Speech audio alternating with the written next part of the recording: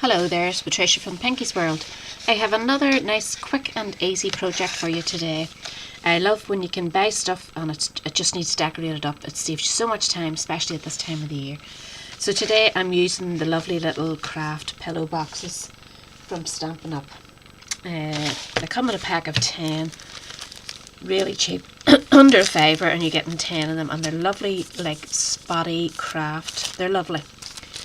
And I'm also using my nice Poppy Parade ribbon. It's lovely. It's a textured weave ribbon. It's really soft but lovely and thick, and it just goes perfect with the craft, I think. And of course I'm using the Dashing Deer stamp set and the Detailed Deer thinlits. You can buy these as a bundle and save yourself 10%, and you will use it. You will use it a lot coming up to Christmas. Who doesn't love a reindeer at Christmas? But I'm using the sentiments out of this one this time. Happiest Christmas wishes. And as you can see, I have chopped it up, so I'll let you know how I've done that. Pretty simple, pretty quick, and very effective. These wee boxes would hold sweets, that hold a gift card, that hold a bit of jewellery. So many options in there. So let's get started. Excuse me, I have a bit of a funny voice today. It's croaking like an old man, so forgive me if I fade out. Right, so first of all, get your box. It comes flat packed, so you just want to push it. It already has the wee lines, so you just want to gently pop those in. Leave the one with a flap to the outside, obviously. Right, so flap in just with your finger. And the same with there.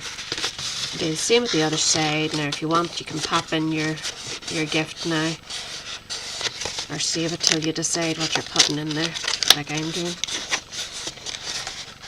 Really simple. Now I've used the dies and I've cut this out in real red. It is so detailed. I run it through the embosser as well, just to get the nice detailed edge around the antlers. It really is very effective. And I'm just going to pop that on with some dimensionals.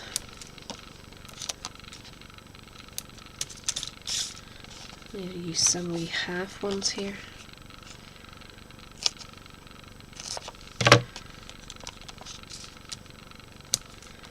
Won't take much, just to give it a wee bit of support.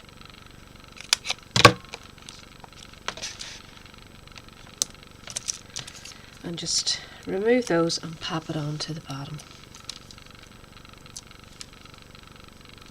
I mean, you could really go to town on these, but it's going to look lovely no matter what you do to it. So save yourself time. If you've got a lot of these, wouldn't they make lovely table favours too at Christmas time? Just stick that to the bottom and let it do its wee thing, hanging off the edge or whatever. So get your piece of ribbon. Measure as you go along. Just leave yourself enough to make a wee bow at the other side here. I put my bow to one side because I wanted to pop in those wee I just want to turn that so that my bow facing this way. The wee wording. I didn't want it poking right into the antlers.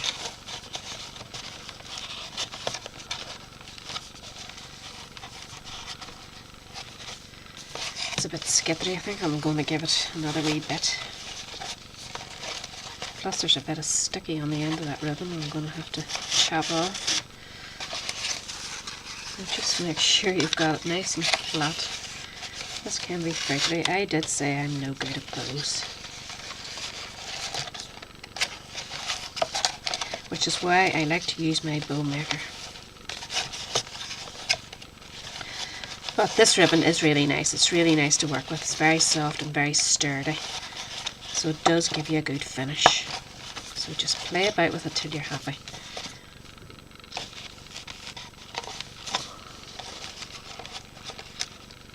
And just watch as we antlers. Right, I'm just going to chop this off. If you find your ribbon is fraying at all, you can use a lighter very quickly, but it's very effective, and just scorch the edges of your your tails there, and you shouldn't have any more bother. I have done it loads of time, even on organza ribbon, and it's been fine. So that's that. You can fruit it about if you think it's too big or whatever, but I'm fairly pleased with that. So I have pre-stamped. You can stamp these using your ink, or you can get the real red rider marker, red rider marker, and just colour in each individual. I'll show you what the stamp looks like.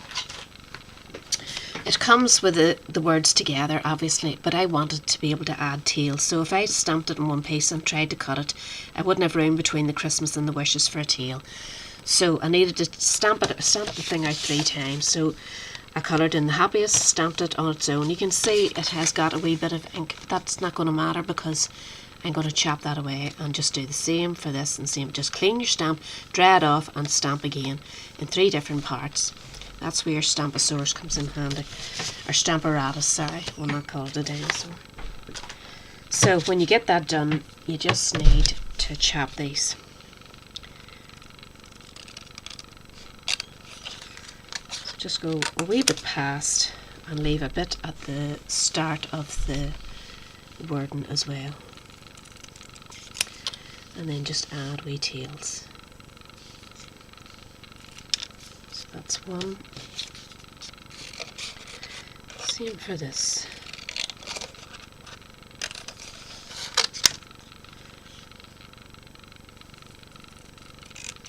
Just leave enough at the top so you can tuck it in under, but you're not going to lose the word. And then happiest.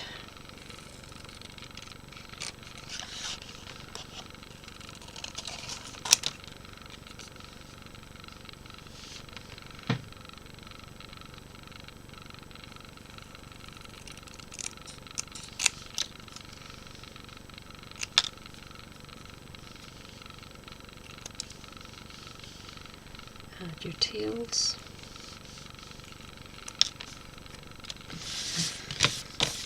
Now I'm going to use my sticky dots for this, so happiest is going to be the top one, so just on the back at this side, at the back at this end, put a wee splattering of your sticky dots, or use a wet glue, whatever you have. Happiest, and then Christmas will be next. So I want to spread it out so you can actually see the words, hopefully. And then the last one will be wishes, so put some on the back of those 2 and slip the wishes under there. And then you want to put some more at the back and another bit at the front this time, but only on the white space. So you just raise your bow up slightly and pop them underneath. Just enough. You have to shift. And there you have happiest Christmas wishes.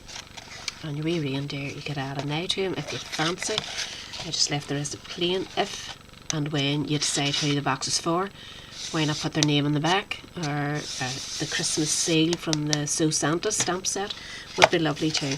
So that's it, so quick, so easy, and they definitely are worth their money. You know, the cheapest chips, you really will be giving 5 people, 10 people a nice wee gift. There's 10 boxes there. So thanks for watching my video today. All the links of what I used are going to be below, and if you have a wee go, please share your project with me, and with your permission I'd love to showcase it on my blog. So I hope to hear from you. Bye.